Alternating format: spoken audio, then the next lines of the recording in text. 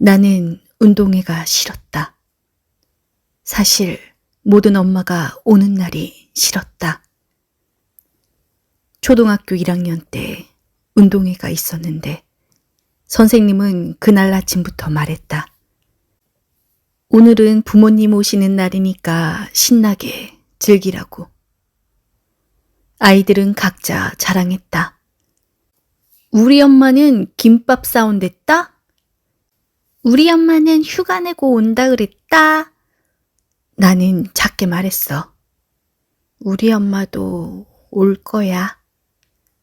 근데 솔직히 말하면 나는 그 말을 하면서도 엄마가 오지 않을 수도 있다는 걸 어렴풋이 알고 있었다. 내 차례는 장애물 릴레이, 그리고 마지막엔 엄마를 찾아서 업고 결승선까지 달리기. 그 말이 뭐가 이상하겠어. 다들 자기 엄마한테 달려가면 되는 건데. 나는 순간 멈칫했어. 운동장 끝에서 누군가 손을 내밀었어. 나는 그 손이 엄마일지도 모른다고 스스로를 속이듯 달려갔어. 그 아주머니는 웃으며 나를 업었고 나는 그 품 안에서 편안하지 않은 편안함을 느꼈어. 나는 그렇게 나쁘지 않았어. 아무한테도 말 못했지만 그때 그 품이 처음으로 누군가 나를 받아주는 느낌 같았거든. 근데 결승선 가까이 가서 담임 선생님이 갑자기 뛰어오더니 나를 급히 내려달라고 했어. 그리고 선생님이 말했어. 엄마 오셨어. 빨리 가보자. 그제야 나는 엄마가 운동장 끝에서 헐떡이며 달려오는 것을 봤어. 엄마는 앞치마에 밀가루 자국이 그대로 묻어 있었고 장화를 신고 있었어. 머리에는 땀이 젖어 있었고. 그래서 나는 울지 않았어. 그날 밤 이불 속에서 몰래 울었지만 운동장에서는 울 수 없었어. 나는 어쩌면 그날부터였던 것 같아.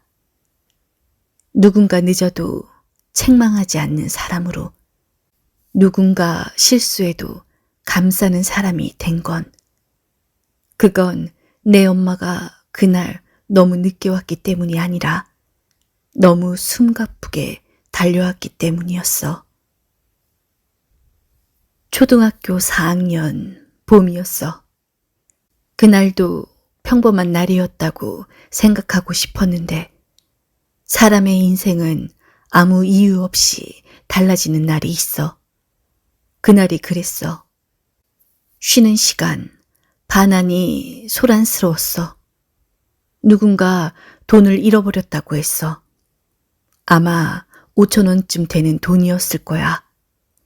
아이들에게는 당연히 큰 돈이었지. 그런데 누가 그랬대. 혹시 지민이 가방 한번 봐봐. 나는 어안이 벙벙했어. 나는 아무 말도 하지 못하고 내 자리로 돌아왔고 어느새 내 가방은 내가 열지도 않았는데 누군가의 손에 들려져 있었어. 그리고 거기 안에서 누군가의 돈과 비슷한 금액이 나왔지. 사실 그 돈은 엄마가 아침에 전기세랑 수도세 내라고 준 돈이었어. 나는 그 돈을 가방 깊숙이 넣어둔 채 급하게 학교로 왔었어.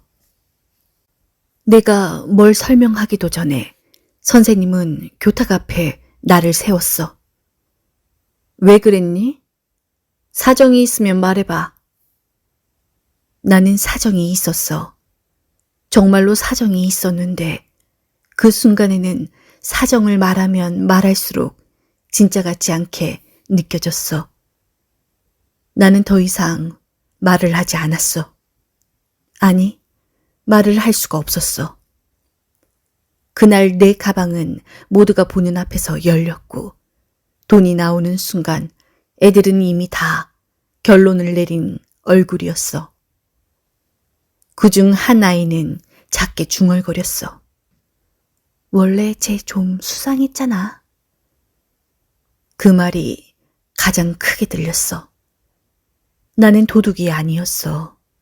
나는 절대 그럴 아이가 아니었단 말이야. 근데 그날 이후로 누가 내 옆에 앉지 않으려고 했어. 소풍 가면 나만 조용히 책 읽는 척 앉아 있었어. 도둑이라는 말은 말로만 상처 주는 게 아니었어. 그건 사람 하나를 조용히 세상 밖으로 밀어내는 거였어. 어느 날 나는 울었어. 엄마가 왜 우냐고 했어. 나는 엄마가 수도세랑 전기세 내라는 돈을 고스란히 뺏기고 말았었잖아. 엄마가 나에게 물었어. 너 그 돈 어디 갔어? 나는 울었어. 또 울었어. 아무 말도 하지 못했어. 결국 엄마는 나에게 매를 들었어. 이래도 말을 못해? 어쩔 수 없었어. 학교에서 일어난 일들을 모두 엄마에게 말을 했지. 엄마는 다음 날 학교에 와서 상황을 설명하셨고, 선생님은 나를 따로 불러 괜찮지? 하고 물었지만 나는 그 말이 더 아팠어. 그날 이후 나는 웃는 법을 잃었고 목소리도 더 작아졌고 언제부턴가 사람들 앞에 서는 게 두려워졌어. 혹시 또 무슨 말이 나올까? 혹시 또 오해받을까? 그 걱정이 내 말보다 먼저 나왔어. 나는 지금도 어떤 장소에서 가방을 열거나 지갑을 꺼낼 때 누가 뒤에 서 있으면 괜히 긴장을 해. 내가 아무 잘못도 없는데도 어린 날 한 번 받은 낙인은 이름표처럼 몸 어딘가에 붙어서 잊을만 하면 스스로를 다시 확인하게 만드는 거야. 사람들은 그런 일이 있고 난 다음에 그렇다면 누가 범인일까? 라는 생각을 안 하고 나에게 미안하다는 말조차 하지 않았어. 나쁜 사람들, 나쁜 것들. 나에게 왜 그랬을까? 난 항상 생각해. 미안하다고 하는 건 부끄러운 게 아니야. 미안하단 소리를 듣지 못한 나는 너희들이 얼마나 원망스러웠겠니? 미안하다 하는 건 창피한 게 아니야. 그날은 토요일이었어. 중학교 2학년 겨울. 친구 미진이가 자기 집에 놀러 오라고 했어. 나는 처음엔 망설였어. 그 집은 우리 집보다 훨씬 좋았고 아파트였어. 미진이 말로는 방도 2개나 더 있다고 했어. 나는 그 말을 들으면서 괜히 마음이 작아졌어. 그래도 친구니까 괜찮겠지 싶어서 나는 작은 초코파이 한 상자를 사서 따라갔어. 엘리베이터를 타고 올라가서 집 초인종을 누르자 미진이 엄마가 나왔어.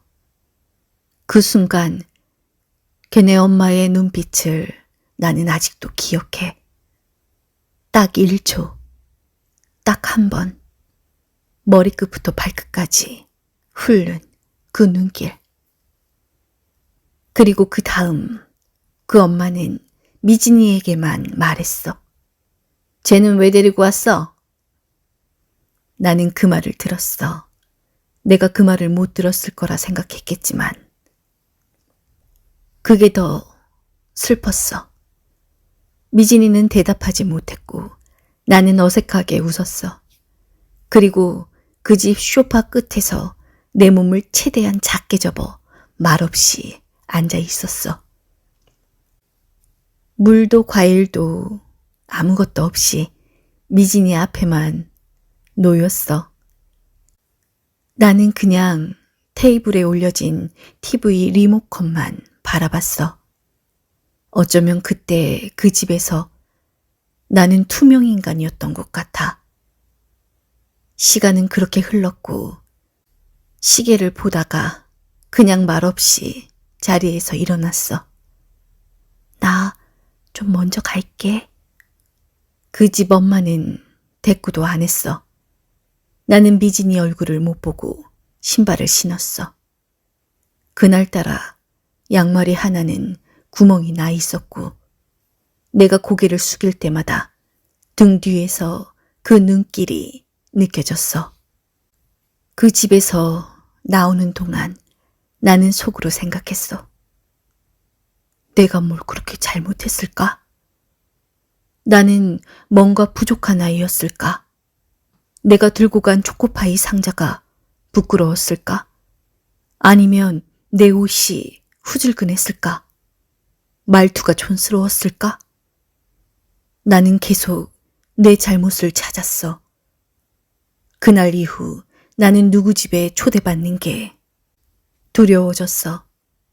누가 놀러와 라고 해도 나는 엄마가 안 된대 라고 거짓말을 했어. 나는 초대받지 않아야 덜 상처받는다는 걸 그날 배웠어. 사람들이 말없이 나를 훑어볼 때 나는 숨을 더 얕게 쉬게 됐지. 혹시 또 내가 여기에 어울리지 않는다고 생각할까봐. 그 기억은 내 안에 오래 남아 있었어. 사람들은 그냥 지나가면서 뱉은 말일지 몰라도 아이한테는 그 말 한마디가 평생 누군가의 문을 두드릴 용기를 빼앗아 버린다는 거. 누군가의 집에 가게 된다면 화장실 거울 앞에 서서 내 머리카락, 내 옷깃, 내 양말 하나하나 다 확인하고 나가. 그런데도 도착하면 괜히 작아지고 괜히 손을 주머니에 넣어. 그 한마디가 남긴 건 단순한 서운함이 아니라 나는 누군가의 집에 어울리는 사람이 아니다 라는 내 스스로의 낙인이었어. 나는 어릴 때부터 생일이란 걸 별로 좋아하지 않았어. 정확히 말하면 한 번도 기다린 적이 없는 날. 그런데도 항상 조금은 기대하게 되는 날. 그게 문제였어. 기대하지 않으면 상처도 없었을 텐데. 이상하게 생일만 되면 괜히 조금 더 엄마가 다정해졌으면 밥상에 계란 프라이 하나라도 더 올라왔으면 그런 생각이 들곤 했었어. 초등학교 4학년. 그의 생일은 특히 기억에 남았어. 나는 그날 유난히 일찍 일어났어. 조용히 부엌에 갔더니 엄마는 이미 출근하신 뒤였어. 식탁 위엔 반찬통 2개랑 쪽지 1장이 놓여 있었어. 지민아, 미역국 못 끓여줘서 엄마가 미안해. 아침 먹고 학교 가. 엄마가. 나는 쪽지를 접어 교과서 사이에 넣고 말없이 반찬을 꺼내 먹었어. 정말 미안할 건 없었는데 그 쪽지 1장이 괜히 나를 더 서운하게 했어. 학교에 갔더니 친구 하나가 말했어. 야, 너 오늘 생일이지? 너네 집 뭐 해줘? 나는 몰라. 오늘 저녁에 뭐 있을지도. 대충 웃으며 넘겼어. 그날 학교 끝나고 집에 오니 엄마는 아직 안 오셨어. 집안은 어두웠고 나는 방에 들어가 조용히 앉아 있었어. 그게 내 생일 저녁의 시작이었어. 밤 8시쯤 엄마가 들어오셨어. 양손에 비닐봉지 2개, 숨을 크게 들이쉬며 힘들다 하고 엄마가 말했어. 나는 엄마 하고 불렀어. 그러자 엄마가 말했어. 지민아, 왜 수학 또 틀렸어? 학원비 그렇게 들여서 뭐 하는 거야? 학교에서 전화 왔어. 요즘 집중 안 한다고. 나는 아무 말도 하지 못했어. 그러고 나서 엄마, 오늘 하려다가 입을 다물었어. 엄마는 이미 냉장고를 열고 반찬을 정리하고 있었어. 나는 그 옆에서 한참을 서 있다가 내 방으로 들어갔어. 그날 밤 불도 안 켠 방 안에서 나는 조용히 양말을 벗었어. 구석에 쭈그려 앉아 이불도 덮지 않고 그냥 한참을 있었어. 그게 내 생일이었어. 나는 누구보다 열심히 살아내고 있었는데 그날만큼은 누군가 나에게 태어나줘서 고마워. 그 말 한마디를 해줬으면 좋았을 텐데. 그날 나는 처음으로 내가 태어난 걸 조금 후회했어. 그 다음 해부터는 친구들이 생일이라고 챙겨줘도 나는 그냥 웃기만 했어. 케이크에 촛불을 끄고도 마음속에선 그날 밤에 혼났던 기억이 촛불처럼 다시 켜졌다 꺼졌다를 반복했어. 나는 지금도 생일이면 괜히 기분이 무거워. 누가 축하해줘도 익숙치가 않아. 그날은 조용히 지나갔으면 좋겠고 괜히 누가 기억하지 않았으면 싶고 그게 내게 생일이라는 날이야. 그리고 그날 이후 나는 다른 사람 생일은 절대 그냥 넘기지는 않아. 시간이 흘러 나는 결혼을 했어. 그날 정말 아무 일도 없었으면 좋았을 날이었어. 딸아이 초등학교 입학식 날이었어. 아이보다 내가 더 들떠 있었고 작은 머리핀 하나, 운동화끈 하나까지 전날 밤 3번은 확인했었어. 나는 나만의 다짐이 있었어. 이 아이만큼은 나처럼 안 자라게 하자. 아이 손을 꼭 잡고 학교 운동장을 건너던 순간 나는 어릴 적 내가 떠올랐어. 초등학교 입학식 날 엄마는 오지 않았어. 일터에 나가셨고 나는 할머니 손을 붙잡고 사람들 틈에 서 있었어. 그날 엄마 없는 아이처럼 느껴졌던 그 작고 차가운 기분을 나는 아직도 기억해. 그래서 나는 절대로 내 딸에게 그런 기억을 남기지 않겠다고 다짐했었어. 입학식이 끝나고 딸아이는 친구들과 사진을 찍었어. 나는 멀찍이서 그 모습을 바라보다가 카메라를 꺼내 들었어. 그 순간 핸드폰이 울렸어. 은행에서 걸려온 전화였어. 그때 나는 카드 연체금을 혼자 감당하고 있었어. 아이 학원비, 생활비, 월세. 벼랑 끝처럼 버티던 시간이었고 그날이 바로 연체 시한이 끝나는 날이었어. 은행 직원은 형식적인 노트로 말했어.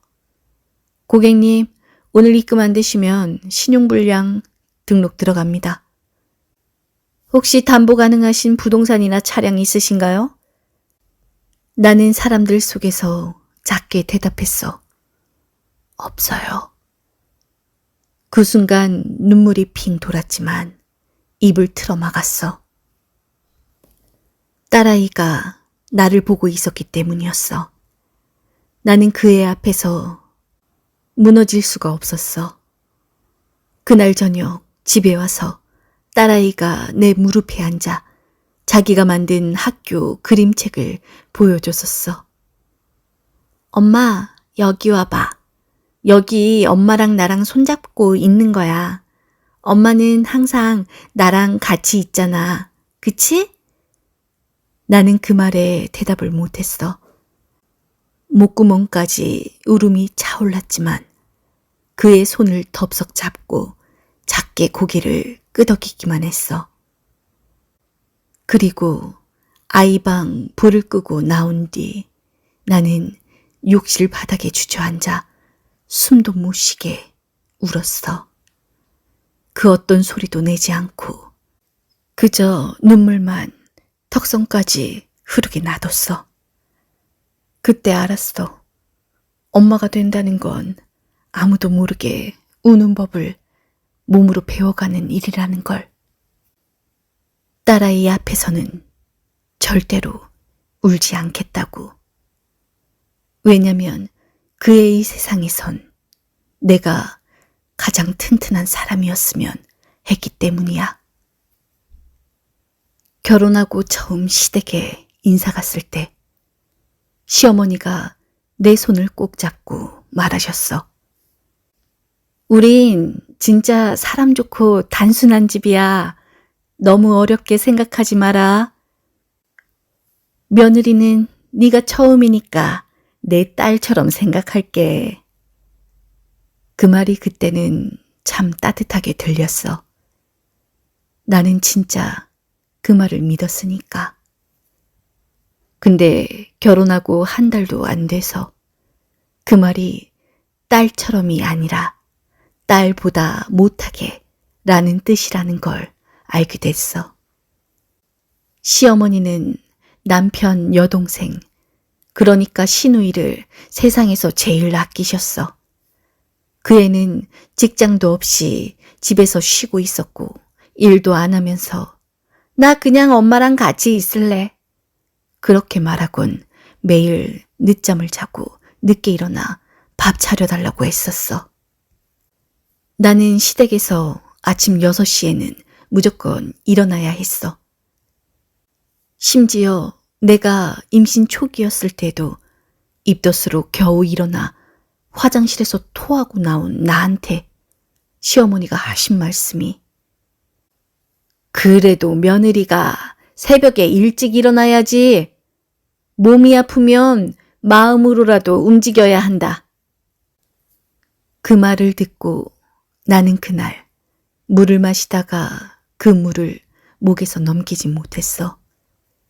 시누이는 옆에서 핸드폰 게임을 하고 있었고 나는 그 옆에서 어묵탕을 끓이고 있었는데 시어머니는 시누이에게 말했어. 아휴, 너는 이리 와서 앉아. 피곤할 텐데. 그리고 나한테는 지민아, 멸치 국물 좀 더 내봐. 어제처럼 하지 말고 이번엔 진하게 좀 해봐봐. 내가 뭐라고 대답하기도 전에 시누이가 나를 보고 피식 웃었어. 그 웃음이 나는 지금도 잊혀지지 않아. 결혼 2년 차에 남편이 회사 워크숍을 간다고 3일을 비웠을 때 나는 시댁에 혼자 있었어. 그때가 딱 내 생일이었어. 나는 솔직히 기대는 안 했어. 하지만 딱 그날 시어머니가 내게 시킨 일. 제사 음식 손질. 그날은 작은아버님 기일이었고 시댁 어른들이 다 모이기로 한 날이었어. 나는 생일이란 얘기도 꺼내지 못하고 새벽부터 무 3개 썰고 마늘 다듬고 전 부치고 밤은 손으로 깠어. 그날 내 손등은 다 까졌어. 그러다 저녁쯤 잠깐 안방으로 들어가 딸기 우유 하나 마시고 있는데 시어머니가 방문을 벌컥 열며 말했어. 지금 뭐 하는 거야? 왜 넌 혼자 편하게 들어가 있어? 나는 말을 잃었어. 손이 좀 시려서요. 그 말이 끝나기도 전에 시어머니가 내 딸기 우유를 탁 치면서 말했어. 일하다 말고 방에 들어와서 우유나 마시고 내 친정에선 그렇게 배웠니? 그 말이 귀에 박혔어. 내 친정에서는 그렇게 배웠니? 그날 밤 내가 몰래 화장실에서 목이 메어 삼킨 건 딸기 우유가 아니라 내 서러움이었어. 며칠 뒤 시어머니가 내 친정엄마에게 전화를 하셨어. 아휴, 지민이가 아직 애예요. 좀 덜렁대고 조금만 더 챙겨줘야 될 것 같아요. 우리 집 분위기랑은 좀 달라서 적응하는데 애가 시간이 좀 걸릴 것 같으네요. 그 말을 들은 엄마가 나에게 전화를 걸어서 말없이 많이 힘들어? 하고 물었어. 나는 그 말에 처음으로 엄마 앞에서 울었어. 응, 나 좀 힘들어. 사람들, 아니 어른들은 말해. 결혼하면 서로가 가족이 된다고. 근데 나는 단 한 번도 그 집의 가족이었던 적이 없었어. 나는 언제나 일하는 사람이었고, 기다리는 사람이었고, 감사해야 하는 사람이었어. 그리고 받는 사랑보다 주는 역할만 하는 사람이었어. 그때부터 나는 내 생일이 오면 자꾸 마늘 냄새가 떠올랐어. 그날 입었던 앞치마의 끈매듭이 등을 죄는 느낌이었어. 그 집에서 나는 정말 살아도 산 게 아니었어. 남편이 벌어오는 돈으로는 생활비가 늘 빠듯했고, 장 봐서 반찬 몇 가지만 해두면 한 달 중에 보름은 김치 하나로 버텨야 했어. 딸아이가 생기면서 기저귀며 분유며 비용이 더 들기 시작했고, 나는 더 이상 집안에만 있을 수 없다는 생각이 들었어. 남편에게 조심스럽게 말했어. 나 주 5일 근무라도 알아볼까? 그랬더니 남편은 대수롭지 않게 대답했어. 그럼 엄마한테도 한번 상의해봐. 그래서 그날 저녁 시어머니에게 말했어. 어머니, 저 일 좀 하려고요. 애는 어린이집 보내면 되고요. 그 말을 듣자마자 시어머니는 숟가락을 놓고 고개를 돌리더니 이렇게 말씀하셨어. 그럼 이 많은 집안 살림은 누가 해? 나는 일도 하고 며느리도 두고 고생하라는 거야? 나는 큰 숨을 한번 들이켰어. 그 말 한마디에 내 결심이 부서지는 소리가 들리는 것 같았어. 시어머니는 그날 밤 남편에게도 따로 전화를 걸어 지민이 일하게 하면 나는 다시는 집안일 손 안 댈 거다. 우리 집 분위기 아예 다 깨지는 거다.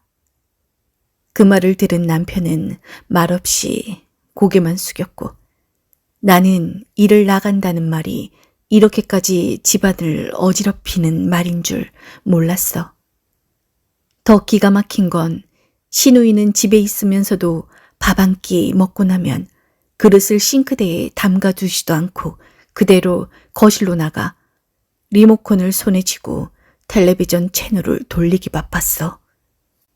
가끔 내가 설거지가 밀려 있어도 아무 말 없이 가만히 거실에만 있는 사람이야. 내 손에 물기가 닿은 접시보다 내 마음을 더 무겁게 하는 사람이었어. 나는 그 집에서 언제나 일하는 사람처럼 느껴졌고 가족은커녕 파출부 아줌마 같았어. 집보다 회사에서 받는 눈치가 훨씬 편하겠다고 생각했었어. 나는 어렵게 사무보조 자리를 하나 얻었고 첫 출근 날 아침 5시에 일어났어. 도시락을 싸고 딸아이 옷을 챙겨 어린이집 가방을 싸고 시댁 식구들 아침, 점심, 저녁거리까지 다 챙기고 1시간 거리의 회사로 지하철 2번 갈아타며 출근했었어. 회사에 도착하면 출근 전부터 이미 하루를 산 사람처럼 온몸이 축 처져 있었고 그래도 점심시간에 따뜻한 국 한 그릇에 말 한마디 섞는 게 그나마 숨통이 트이던 시간이었어.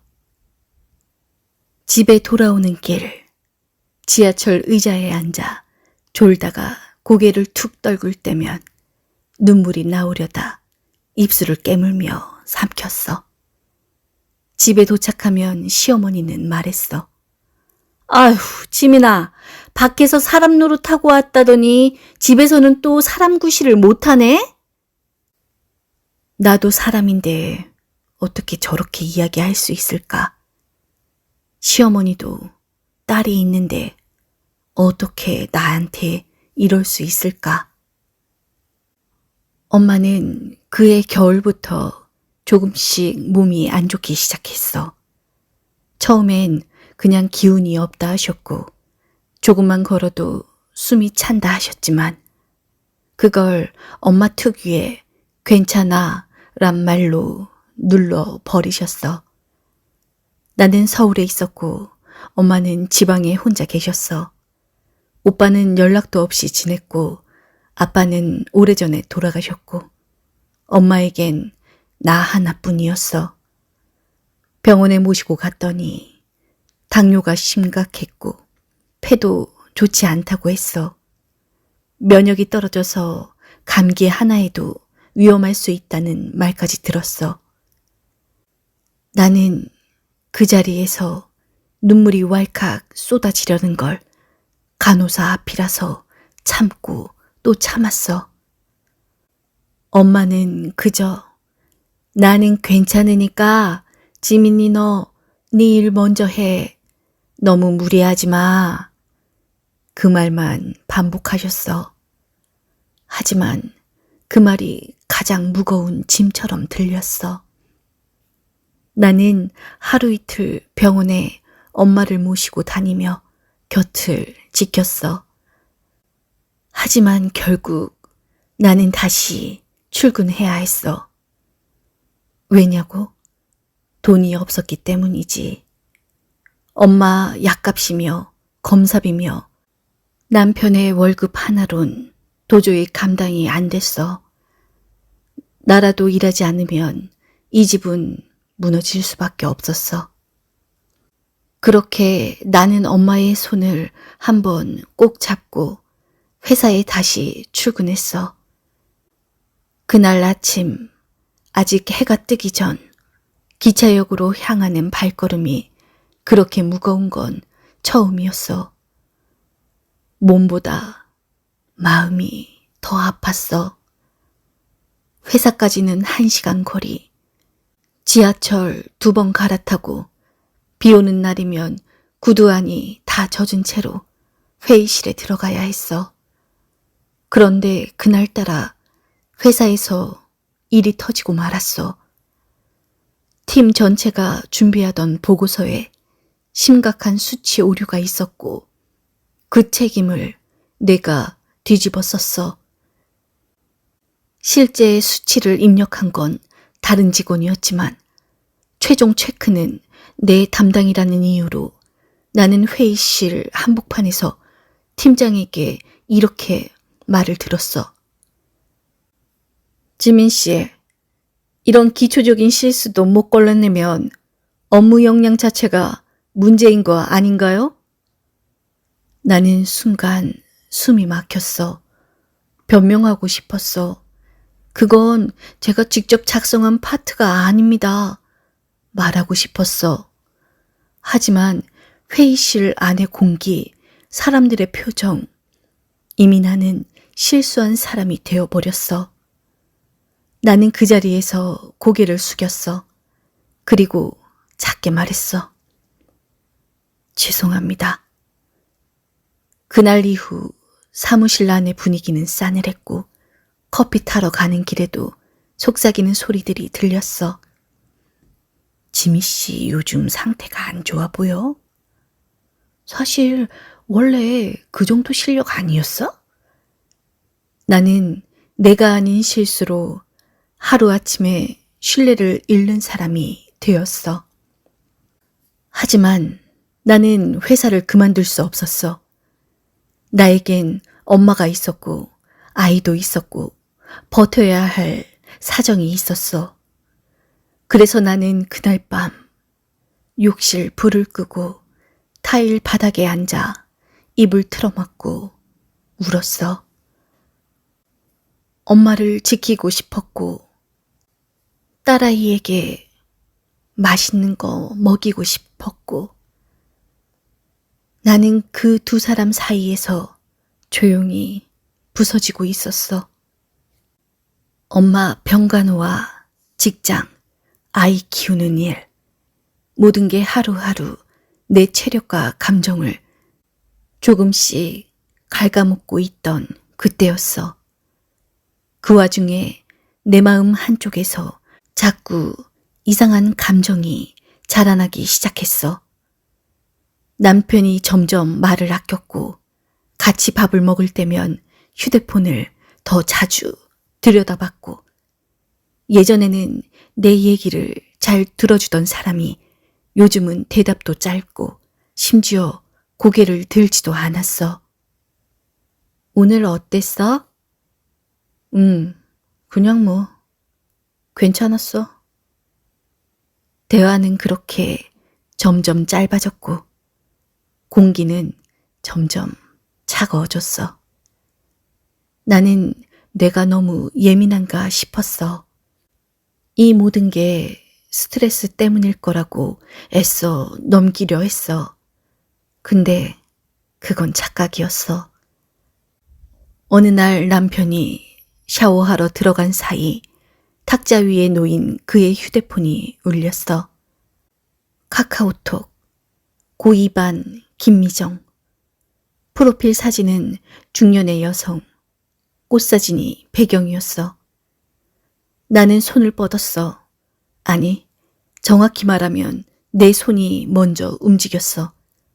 톡을 열었어. 대화창은 짧았지만 충분했어.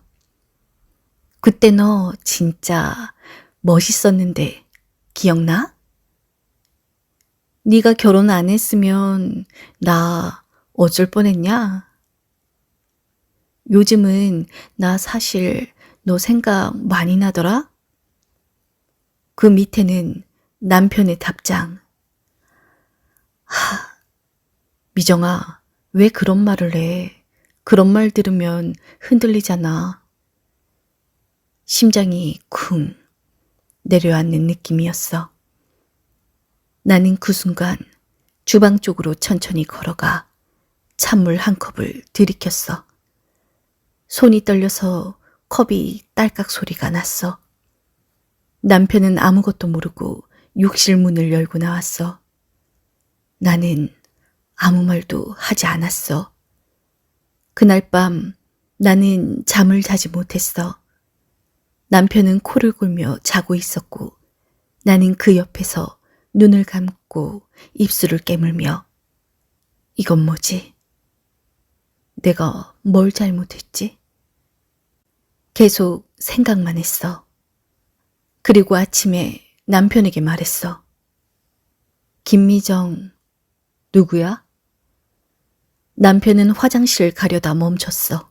그리고 말했어. 아, 아는 여자야.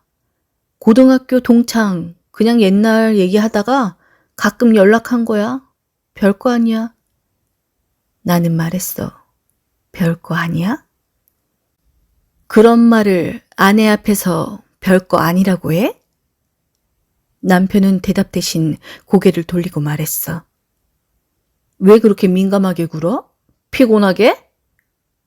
그 말 한마디가 내가 지난 몇 년 동안 얼마나 외롭고 힘들고 아팠는지를 하찮게 만드는 것 같았어. 피곤한 사람, 예민한 사람, 혼자만 예민하게 부풀린 사람. 그게 지금 내 모습이었어. 그날 이후 나는 남편의 휴대폰을 보지 않았어. 대신 내 마음 안에 문을 닫았어. 남편은 더 멀어졌고 나는 더 말이 없어졌어. 침묵은 길어졌고 집안 공기는 늘 눅눅했지. 나는 이제 그 사람을 사랑하지 않게 된 게 아니라 사랑을 표현할 힘조차 남아있지 않았기 때문이야. 그리고 무서웠어. 그 여자가 남편의 마음을 빼앗은 게 아니라 남편의 마음이 이미 비어 있었다는 걸. 그걸 내가 너무 늦게 알아챘다는 게 무서웠어. 시간이 흘렀어. 엄마의 병세는 호전되지 않았고 나는 여전히 일과 병간 후 육아를 병행하며 그저 하루하루 버티는 삶을 살고 있었어. 남편과의 사이는 점점 더 대화가 줄었고 우린 같은 집에 살면서 딱 필요한 말만 주고받는 관계가 되었어. 그런 삶에 나는 너무 익숙해졌는지도 몰라. 남편이 늦게 들어오는 날도 그냥 오늘 바쁜가 보다 하고 넘겼고 주말에 출장 간다는 말에도 더 이상 의심조차 하지 않았어. 그러던 어느 날 그건 정말 우연이었어. 남편이 샤워를 하러 들어갔고 나는 주방에서 물을 마시다가 거실 소파 위에 놓인 남편의 휴대폰이 빛나는 걸 봤어. 갤러리 업데이트 완료. 잠금 화면에 미리 보기가 떴는데 사진 한 장이 스쳐 지나갔어. 바다, 그리고 어떤 숙소의 창가. 순간 가슴이 철렁했어. 나는 폰을 들고 비밀번호는 다 알고 있었기에 손이 망설이지도 않았어. 갤러리로 들어가 가장 최근 항목을 눌렀는데 거기엔 한 여자의 뒷모습과 그 여자의 아들로 보이는 아이 그리고 남편이 함께 찍힌 사진들이 있었어. 그들은 부산의 한 펜션에 있었고 날짜는 남편이 출장이라고 말했던 딱 그 주말이었어. 휴대폰을 든 손이 떨렸어. 사진만이 아니었어. 메신저도 열었어. 그 여자와의 대화는 이미 일상의 말투를 넘어서 있었지. 자기야, 민준이 학원 끝나고 같이 저녁 먹자. 오늘도 보내줘서 고마워. 정말 자긴 진짜 나한테 천사야.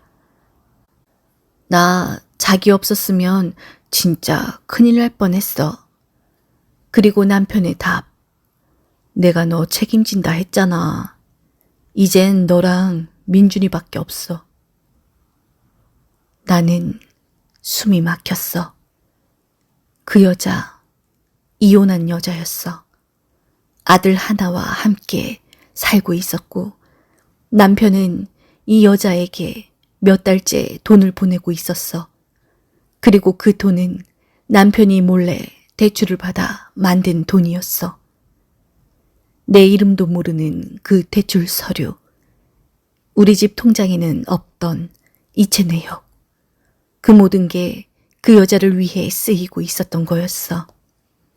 심지어 남편은 그 여자에게 작은 가게 하나 열자고 말했고 현재 가게 명의는 그 여자 이름이었어. 나는 그때 처음 알았어. 사람 마음이 갈기갈기 찢긴다는 게 진짜로 어떤 느낌인지. 한참을 폰을 들고 있다가 나는 그대로 욕실 문 앞에 가서 서 있었어. 남편이 샤워를 마치고 나왔을 때 나는 그에게 말하지 않았어. 그저 그를 바라보며 내가 뭘 그렇게 잘못했는지 혼자 되묻고 있었어. 그 사람은 내 엄마가 병상에 누워있던 그 시간에 다른 여자와 그 여자의 아들을 돌보고 있었고, 우리 아이에게는 엄마가 힘드니까 아빠한테 어디 가자 이런 말 하면 안 돼. 우리는 그냥 조용히 있어야 돼. 알았지? 라고 말했었어. 그날 밤 나는 잠을 이루지 못했어. 남편의 휴대폰에서 본 사진과 메시지들이 머릿속을 떠나지 않았지. 그 여자의 얼굴은 보지 못했지만 그녀의 존재는 내 마음을 짓눌렀어. 며칠 후 나는 그 여자가 운영하는 가게를 찾아갔어. 남편의 휴대폰에서 본 주소를 따라 도착한 곳은 작은 카페였어. 카페 안으로 들어서자 한 여자가 카운터에 서 있었어. 그녀는 내 또래였고 단정한 외모에 미소를 띠고 있었어. 나는 조용히 자리에 앉아 그녀를 지켜봤어. 그녀는 손님들에게 친절하게 오빠, 오빠 하면서 응대를 하며 가게를 운영하고 있었어. 잠시 후 그녀가 내 테이블로 다가왔어. 주문 도와드릴까요? 나는 그녀를 바라보며 말했어. 당신이 김미정 씨인가요? 그녀는 놀란 표정으로 나를 바라봤어. 네, 그런데요? 나는 조용히 말했어. 당신과 제 남편이 어떤 관계인지 알고 싶어서 왔습니다. 그녀는 당황한 듯 했지만 곧 침착하게 말했어. 죄송합니다. 저는 그런 의도가 아니었어요. 나는 그녀의 말을 듣고 참았던 감정이 폭발했어. 의도가 아니었다고요? 제 남편과 함께 여행을 가고 가게까지 차려주고 그랬는데도 의도가 아니었다? 그녀는 아무 말도 하지 못했어. 나는 더 이상 말을 잇지 못하고 가게를 나왔어. 하늘을 바라보며 눈물이 흘렀어. 이제 나는 어떻게 해야 할지 몰랐어. 그날 밤 나는 가게에서 본 그 여자의 얼굴이 떠올라 잠을 제대로 잘 수 없었어. 조용히 방문을 열고 잠든 남편을 바라봤어.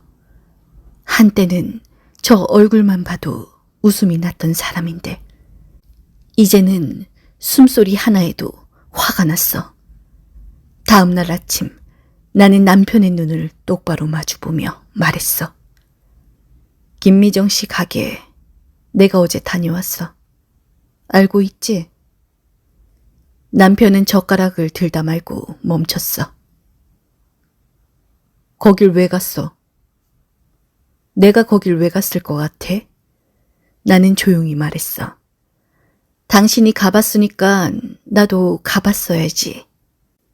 남편은 말문이 막힌 듯 한동안 아무 말도 하지 못했어. 그러다 작게 한숨을 쉬며 그게 미정이가 힘들어해서 라고 말했어.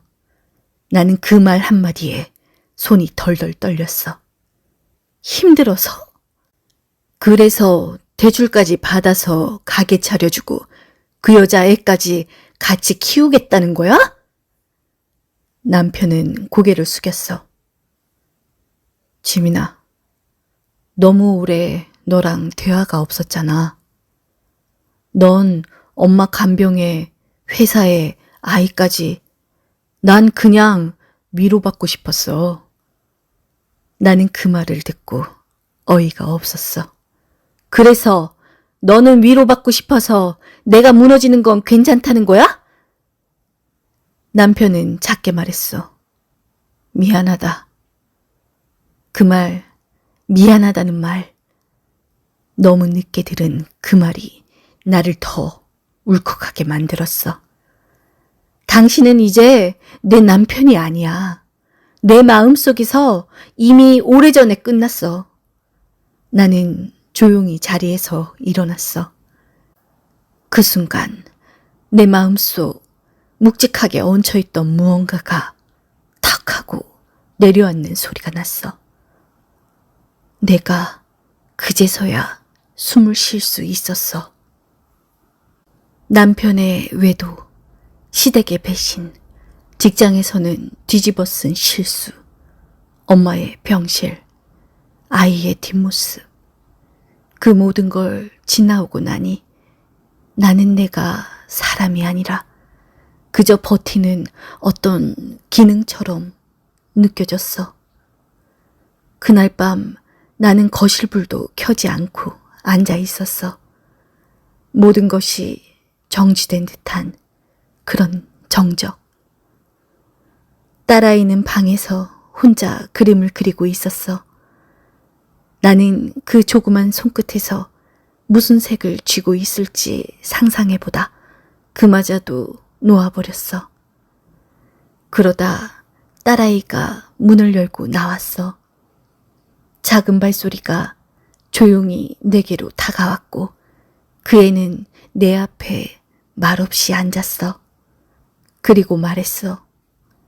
엄마, 요즘 왜 자꾸 나랑 눈 마주 안 봐?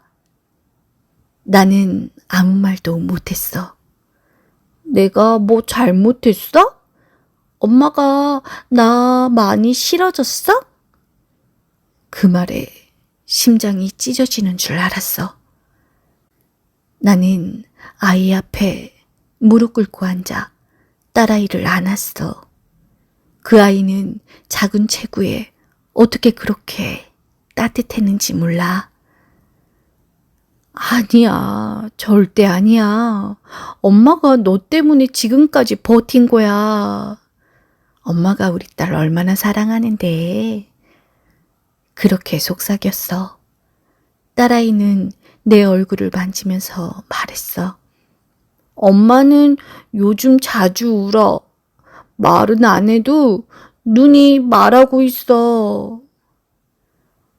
나는 그 말에, 그 아이의 그 말에, 그 아이의 그 품에 내 얼굴을 묻고 울었어. 소리내지 않고 목이 꺾일 만큼 온몸으로 울었어. 딸은 그 작은 손으로 내 등을 토닥이며 말했어. 엄마는 내가 제일 사랑하는 사람이야. 엄마가 나처럼 기운 없을 때는 내가 엄마 도와줄게. 엄마 옆에 있을게. 나 이제 5손가락 다 쓸 줄 아니까 설거지도 할 수 있어. 그 말에 나는 가슴이 찢어지듯 아팠지만 그 아이 덕분에 내 심장이 다시 뛴다고 느껴졌어. 딸아이는 자기 그림 하나를 내게 주었어. 보라색 크레파스로 그린 엄마와 나. 해가 웃고 있고 그림 속 나는 입이 웃고 있었어. 딸아이는 말했어. 엄마도 다시 웃었으면 좋겠어. 나 어릴 땐 엄마 진짜 많이 웃었는데. 이 아이 앞에서 나는 무너지지 않겠다고. 아니, 무너지더라도 이 아이 손 잡고 다시 일어날 거라고. 그날 밤 나는 처음으로 딸아이 방에 같이 누웠어. 그 애는 내 손을 꼭 잡고 잠들었어. 나는 그 손 놓지 않고 눈 뜬 채 조용히 속으로 말했어. 내 딸, 엄마는 너만 있으면 돼. 엄마는 다시 일어날 수 있어. 그리고 그 순간 나는 처음으로 이 모든 고통이 누구도 아닌 나 자신을 다른 사람으로 만드는 시간이었다는 걸 깨달았어. 엄마는 어느 날 갑자기 위독해지셔서 그날 나는 회사에 사표를 냈어. 더 이상 미룰 수 없다고 생각했어. 더 이상 엄마 곁을 잠깐 들르듯 왔다가 돌아가는 식으로 대하지 않기로 했어. 병원 복도, 소독약 냄새, 삐삐거리는 기계음. 모든 게 조용히 사람의 마음을 마르게 하는 곳이었지만 나는 거기서 가장 많은 감정을 느꼈어. 엄마는 산소 마스크를 끼고 계셨어. 나는 매일 아침 엄마의 발을 닦아드렸어. 내가 어릴 적 감기라도 걸리면 엄마는 밤새 내 이마를 짚고 수건을 갈아주시곤 하셨어. 그게 떠올랐어. 엄마의 손이 이렇게 작았었나? 이렇게 차가웠었나? 내가 엄마 손을 붙잡고 말했어. 엄마, 미안해. 엄마 많이 아팠을 때 나 엄마 옆에 있지 못했어.